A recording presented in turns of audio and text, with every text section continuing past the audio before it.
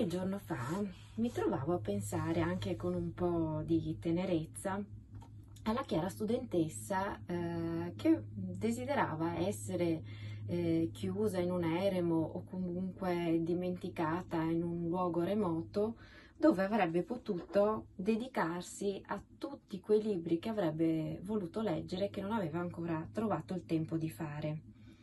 Ed ora che mi ritrovo in una situazione simile, mi rendo conto che non è così semplice come avevo previsto. E questo per due semplici motivi. Il primo dei quali è che mi ritrovo disperatamente attaccata ad un desiderio di normalità. E quindi io al mattino mi alzo, mi lavo, mi vesto, mi trucco anche e affronto la giornata secondo dei ritmi normali e che invece normali non sono, mi impongo che siano tali.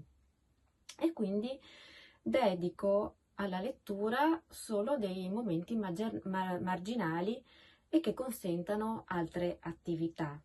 Però quando affronto la pagina scritta mi rendo conto che la maggior parte delle volte mi trovo ad osservarla senza realmente leggerne il contenuto, e questo perché il mio cuore e la mia mente sono affastellati da pensieri e da sentimenti nei quali io mi perdo.